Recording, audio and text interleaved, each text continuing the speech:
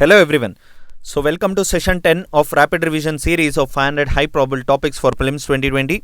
I'm Preetham Reddy and I will be dealing with 15 important topics which are very crucial for prelims examination this year in each session. So today's first topic is National Mission on Quantum Technology and Application. The government in its budget 2020 it announced this particular mission, that is National Mission on Quantum Technologies and Application, with a total budget outlay of rupees 8,000 crore. So you have to remember rupees 8,000 crore, and it was announced in budget 2020 for a period of 5 years to be implemented by the Department of Science and Technology. So it is for 5 years, that is between 2020 to 2025, and it is implemented by Department of Science and Technology. So this mission will oversee the development of quantum technologies for communication, computing, materials development and cryptography. At the same time, the mission addresses the constraints that led to slow progression of quantum field in India through adoption of holistic approach. Okay, so in this particular figure, they have mentioned about the significance of the mission and also the application. So this mission may eventually lead to the creation of a super secure communication network.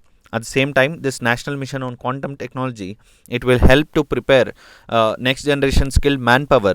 It helps to boost translational research, and also it helps to encourage entrepreneurship and startup ecosystem development. Okay, so quantum technology, it helps to find solution for complex problems in fields of computing, communication, sensing, chemistry, cryptography, imaging, etc. And this particular National Mission on Quantum Technology and Application, it will enable India to emerge as a global leader in the field through increased investment and focus on quantum technologies. Okay, we'll see what is this quantum technology.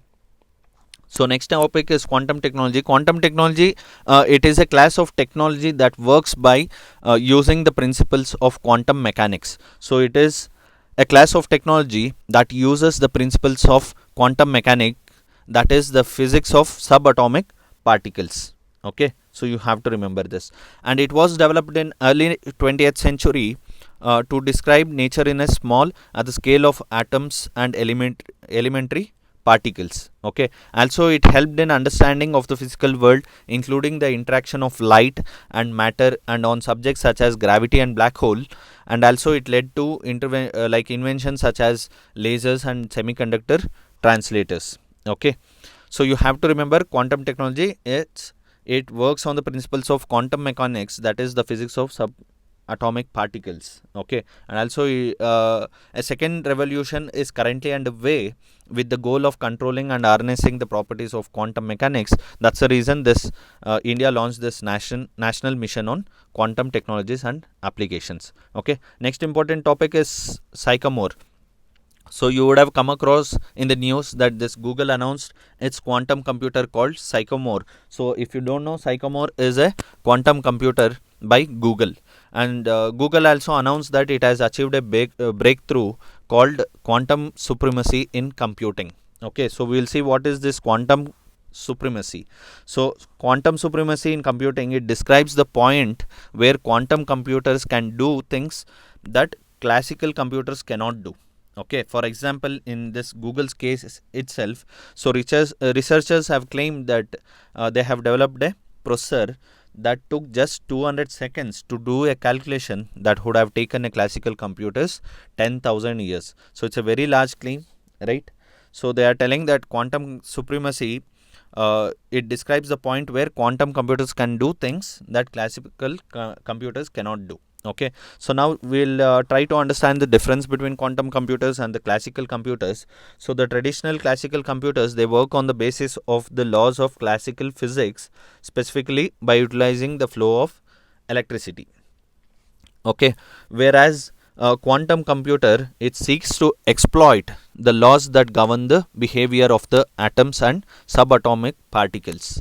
Okay, and next very important topic or point is that a classical computer, they processes information, that is bits of information are stored as either 0 or 1. So you have to remember this important line, that bits of information are stored as either 0 or 1, or in simple I can say that every string of such digits we call it as a bit string. It represents a unique character or instruction. In simple words, if we want to type a lowercase a, okay, we need a string of digits. We call it as a bit string, which has this either 0 or 1. So in order to type a small case a, the bit string will be 0 1 1 0 0 0 0 1. Okay, so this actually represents a lowercase a. However, in a quantum computer, information is stored in quantum bits. Okay, so information is stored in quantum bits and they are called qubits. Okay, so what is the main difference between the classical computer and quantum computer is this qubit can be both 0 and 1 at the same time. In classical computer, the bits are either 0 or 1. However, in qubit, it can be both 0 and 1 at the same time. So unlike classical physics, in which an object can exist in one place at one time, quantum physics look at the possibilities of an object being at different points, right? So existence in multiple states is called superposition, and relationships among these states is called entanglement. So there are terms like quantum entanglement, quantum superposition, sometimes seen in between the lines of the article. Okay, maybe we don't need to go so much deep, but if possible revise that one. Okay, so quantum entanglement and quantum superposition. Okay, but simple, if you know what is quantum computer, what is the difference between quantum computer and a classical traditional computer, and what is quantum technology, that is sufficient. Okay, next important topic is Indigen initiative. So Indigen initiative, this initiative was undertaken by CSIR. So CSIR, you might be knowing, Council of Scientific and Industrial Research, right? So it was by CSIR in April 2019. Okay, and it was implemented by the CSIR Institute of Genomics and Integrative Biology, which is in Delhi, as well as CSIR Center for Cellular and Molecular Biology, which is in Hyderabad. Anyway, just remember that this Indigen initiative, it was undertaken by the CSIR, and CSIR conducted whole genome sequencing. So important thing is whole genome sequencing. So Indigen initiative deals with the whole genome sequencing.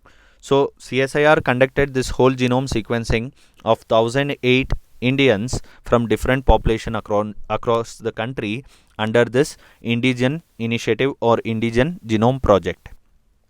Okay, so right now this has enabled benchmarking the scalability of genome sequencing and also the computational analysis at population scale in a defined timeline. Okay, and the ability to decode the genetic blueprint of humans through this whole genome sequencing.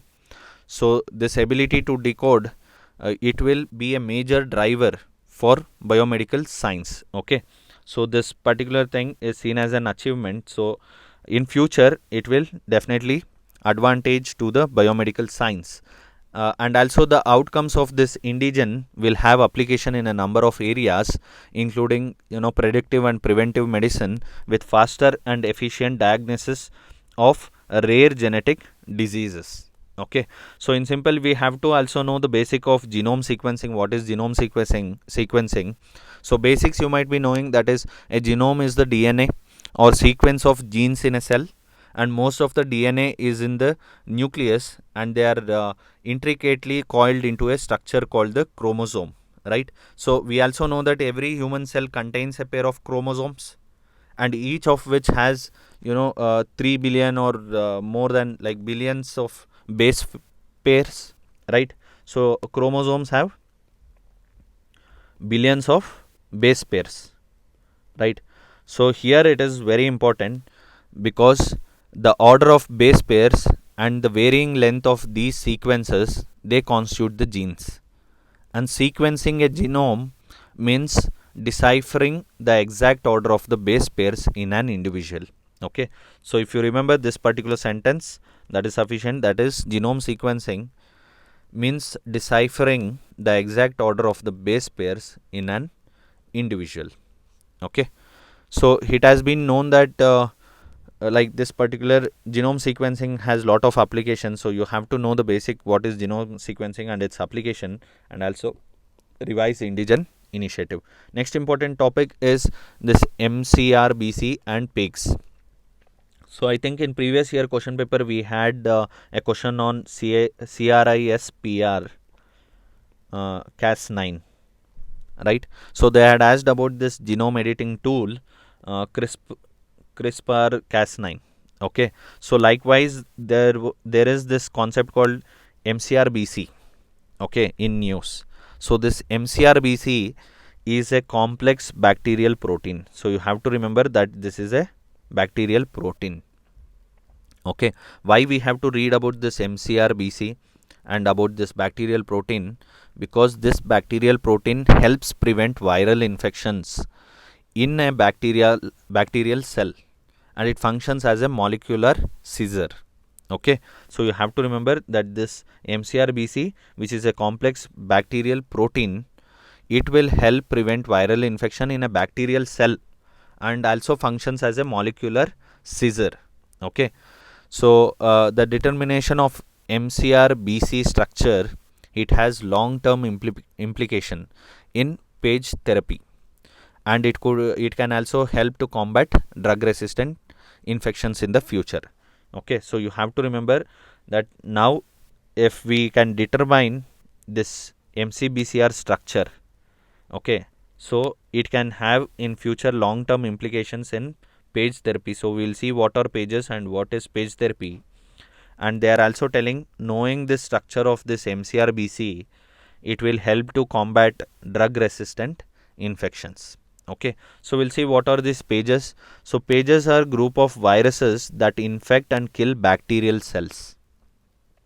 Okay, that's the reason this bacterial protein will help to prevent those viral infections inside the bacterial cell. Okay, now these phages are those viruses that infect and kill bacterial cells. Okay, now phage therapy. So we'll understand this concept of phage therapy. So in phage therapy, therapeutic use of bacteriophages to treat bacterial infection. Okay, so they are telling whenever there is some bacteria, okay, so we can use this phage therapy, that is they can use this group of virus to kill those bacterial cells.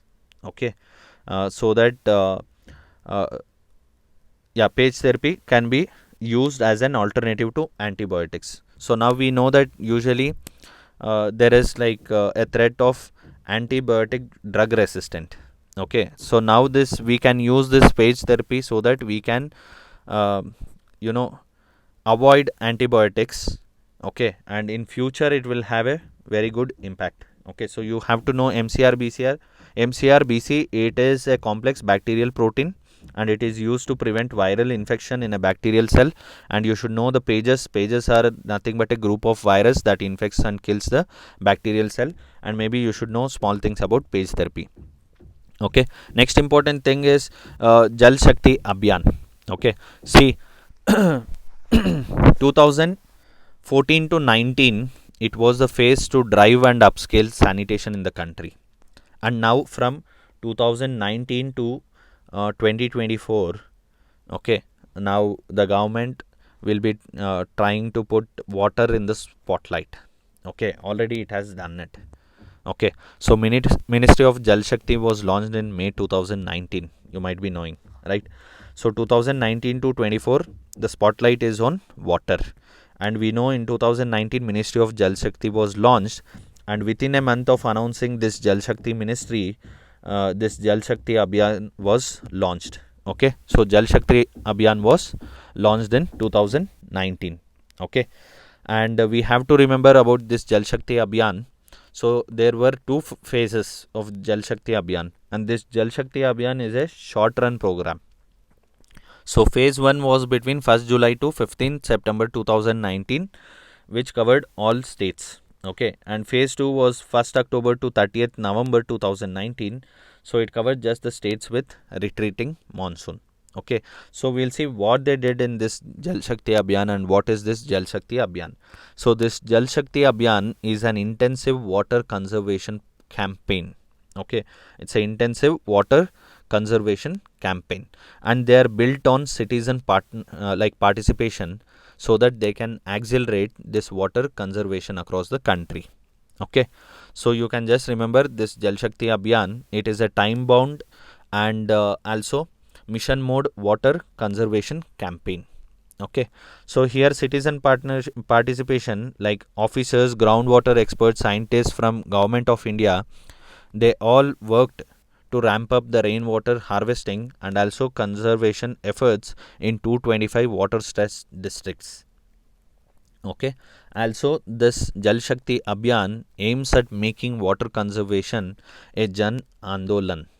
Okay, through asset creation and extensive communication. So you might have read about Jal Shakti Abhiyan. Next important thing is Jal Jeevan Mission. Okay, I am expecting a question on Jal Jeevan Mission. So this Jal Jeevan Mission is for a longer run program. Okay, so this was shorter run, that is during September November 2019, and again in 2020 it was continued. So IAS officers and other government department people were asked to again take rainwater harvesting and conservation efforts to conserve the water. So Jal Jeevan Mission देखेंगे, Jal Jeevan Mission, right? So it major aim is to ensure piped water supply to all rural households by 2024. Okay, and it was launched in 2019.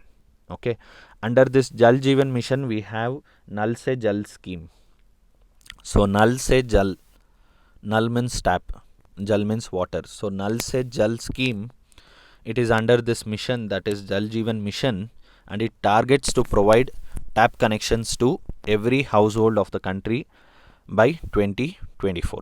Okay, and it also aims at providing portable water at service level of 55 liter per capacity per day to every rural household by 2024. So with Jal Jeevan Mission, you have to remember piped water supply all rural households by 2024. At the same time, the water at service level 55 liters per capacity. So you have to remember 55 liter per capita per day to every rural household by 2024.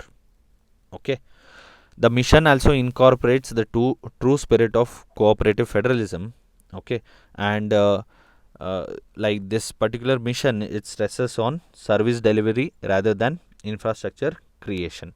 And under Jal Jeevan Mission, women are also empowered and are trained to work as a frontline functionaries in carrying out water quality surveillance. Okay, so women will be empowered and trained to carry out water quality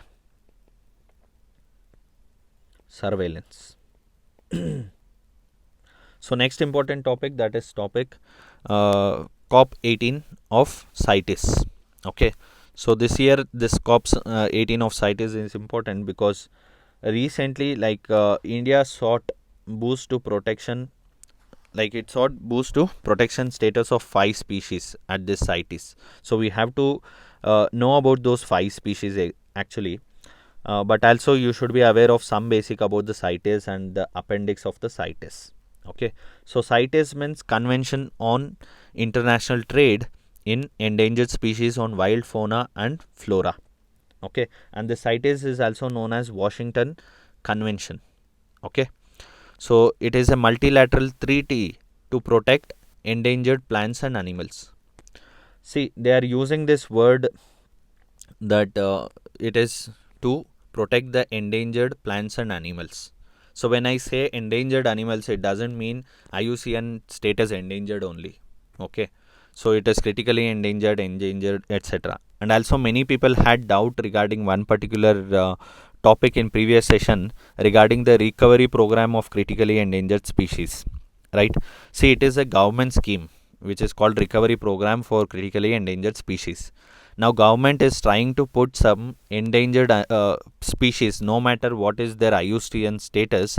So the government is elevating such species to get priority and also to get such kind of treatment like that of critically endangered species.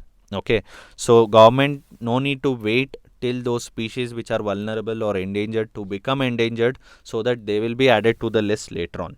Okay, so right now they have elevated to the status of critically endangered species and they have been provided with the technical and fund assistance to recover such animals.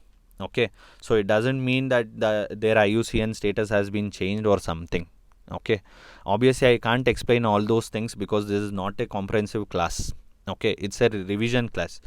You should have already read about those topics and you should be knowing about the recovery program. And if you don't know, right now it is the chance to know. Okay, so read about it instead of commenting like Babaji galti kiya hai, or it is wrong that you have mentioned there endangered, and here you are talking about the species or the animal associated is vulnerable or something. Okay, so know the difference between the IUCN status and also the Indian government's program for critically endangered species. Okay, so here you have to know the CITES is a multilateral treaty to protect endangered plants and animals, and it was drafted as a result of a resolution adopted in 1963 at a meeting of members of IUCN. Okay, and also it is important to know that the major aim is to ensure that international trade in specimens of wild animals and plants, they does not threaten the survival of the species in the world. So this CITES ensures the international trade will not threaten the survival of the species in the wild, and also it accords varying degree of protection to more than 35 species of animals and plants. And you have to remember that CITES is legally binding on the parties. However, it does not take the place of national laws. Okay, that's the reason I was telling. So CITES, even though they are legally binding on the parties, it does not take the place of national laws. Okay, and we will try to know Appendix 1, Appendix 2, Appendix 3, because here in COP 18 India sought some protection status, that is, it sought for some species appendix has to be tightened. So maybe species which are in Appendix 3, they wanted them to go to Appendix 2 so that more protection is given. Okay, so what is Appendix 1? So if some species is considered as Appendix 1 under the CITES, okay, so those species are most endangered and are threatened with extinction. Okay, so they are the most endangered species and they are the very much threatened with extinction. Okay, and trade in such specimens or such species is permitted only in exceptional circumstances. Okay, so only in exceptional circumstances like research and experiment, the trade of such species can happen. Okay, at the same time, trade may take place provided it is authorized by the granting of both an import permit and export permit. So CITES is telling such trade will be permitted only if you have import and export permit. Okay, so it is giving very much high accord to like high protection to this particular species. So next, Appendix 2, it includes species which at current are not threatened with extinction, but if we don't do anything, they might go into extinction. Okay, that's why the trade should be controlled or regulated, and this trade should not be detrimental to the survival of the species in the world. And here export permit is required, but import permit is not required. Okay, and Appendix 3, it consists of species.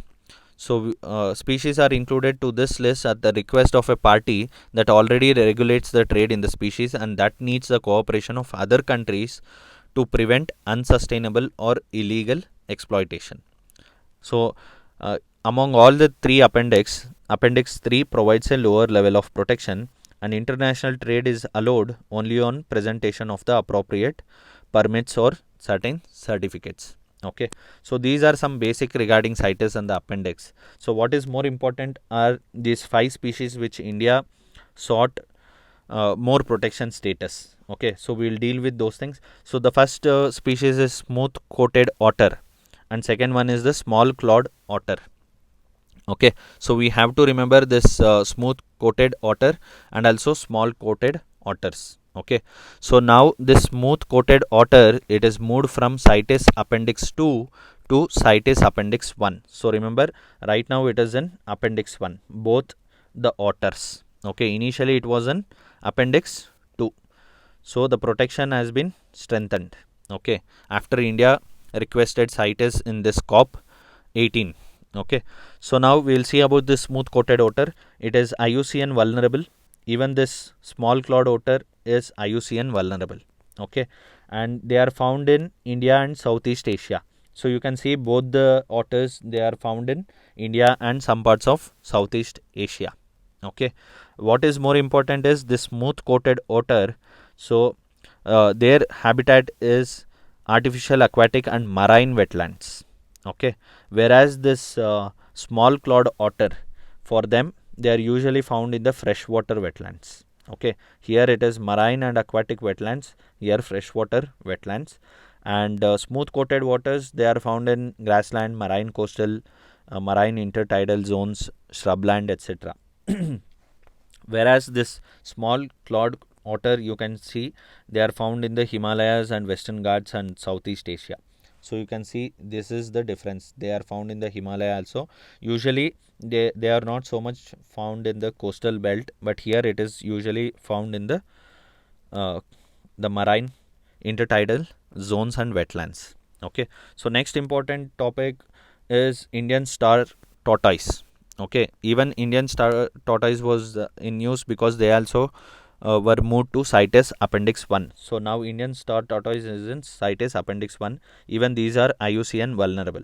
Okay, and they are found in India, usually in Tamil Nadu, Karnataka, Andhra Pradesh, Odisha. So you can see the map here. Okay, so they are usually found in artificial, terrestrial, or forest, shrubland, grassland. Okay, so loss of habitat to agriculture and illegal harvesting are the major threats. Okay, and next important topic is tokay gecko and wedge fish. So this tokay gecko very much in demand from China. Okay, so this is also IUCN least concern. See, all these have got more protection, even though here we are telling just vulnerable, vulnerable. Okay, if we don't control the trade now, then it might go for extinction.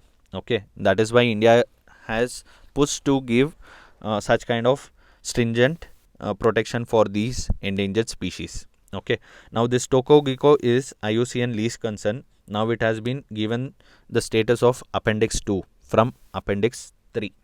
Okay, and it is also a part of Schedule 3 of India's Wildlife Protection Act. Okay, so again, maybe it should try to put more in Schedule 1 or something so that it gets more protection. Anyway, since it's least concern, it is in the Schedule 3 of India's Wildlife Protection Act 1972. Okay, and usually tokay gecko, they are found in Northeast India, China, and Southeast Asia part. And like their habitat is artificial or terrestrial and rainforests. Okay, so wedge fish, IUCN critically endangered, and CITES Appendix 2, they are found in coastal India and Indo-Pacific region, and they are usually found in shallow water coastal species. Okay, just try to know the IUCN status, and also since like CITES recently the appendix was done, try to remember only the CITES appendix of these 5 species. Okay, so and also try to know what is the habitat, okay, where they are found. Next important thing is Indian rosewood. Okay, so these 5 animals, like they got protection. However, with rosewood, India sought CITES to reduce the stringent protection given to the rosewood. Okay, why? Because like India said, the rosewood which is found in India, they don't have any issues. Okay, so they can be grown in a very like faster period. And they said like if it is removed from Appendix 2 to Appendix 3, they get boost, farmers get boost by selling this particular rosewood, and also exports will increase. However, rosewood found in other Asian countries and Southeast Asia, they are vulnerable. Okay, but Indian rosewood, India claimed that it is not so much vulnerable. However, decision is not yet taken on this. So just remember now that these rosewood or deciduous rosewood tree, so they are found in deciduous region and IUCN vulnerable and CITES Appendix 2, and they are native to the Indian subcontinent, and they also are grown in some African countries, Southeast Asian countries, usually in the like tropical belt. Okay, and India has proposed to remove rosewood from Appendix 2 of the CITES, right, as I said. So next important topic for today is China's 9 dash line. right? So China's 9 dash line, we have to remember that it refers to the undefined, vaguely located demarcation line. Okay, so they are undefined, they are vaguely located demarcation line used by China and also the Taiwan for their claims of the major port of the South China Sea. Okay, so it is associated with South China Sea. Okay, so the contested area in the South China Sea, you might have read many times in the news, so you have to do some mapping work. So there was Paracel Island which was in news, so even this is the contested island. Okay, and you can see Spratly Island, you can see Scarborough Shoal. Okay, and various other areas like Pratas Island and Macclesfield Bank. Okay, so all these things they were in news, but try to remember Spratly Island, Paracel Island, Scarborough Shoal. Okay, all these things are in the China's 9 dash line, and the claim encompasses the area of Chinese land reclamation known as the Great Wall of Sand. Okay, so let's also see one more concept, which is Kra Canal. Okay, also try to remember this 9 dash line, whatever the China is claiming certain islands, it is in dispute with Philippines, Malaysia, Brunei, Vietnam. Okay, and we will try to see about Kra Canal. Okay, so this Kra Canal which is near the Thailand. Okay, so you can see here. So this Kra Canal refers to the proposals for a canal that would connect the Gulf of Thailand, okay, with the Andaman Sea across the Kra Isthmus in southern Thailand. So you can go and check in your atlas Kra Isthmus. So this canal would provide an alternative to transit through the Strait of Malacca and shorten transit for shipments of oil to Japan and China by almost like 1200 kilometers. Okay, so try to do this mapping, try to know the important islands which are in dispute in South China Sea, Paracel Island, Spratly Island. Okay, and also try to know about the Kra Canal. Okay, and next important topic, that is Reunion Island. So India and France for the first time conducted joint patrols from this Reunion Island. So Reunion Island, you can see here it is written France. Okay, so the patrol was conducted by a P-8I aircraft with French Navy personnel on board. The surveillance was done in the southern Indian Ocean of Mauritius. Okay, so you have to remember about this Reunion Island. It is a French department in the Indian Ocean, and it is known for its volcanic, rainforested interior, coral reefs and beaches. So simple question can come, where is this Reunion Island located? It is located in the Indian Ocean and it is to the south of Mauritius. Okay, and this Reunion Island, it is French department. Okay, so it is under the France. So these are the topics for today.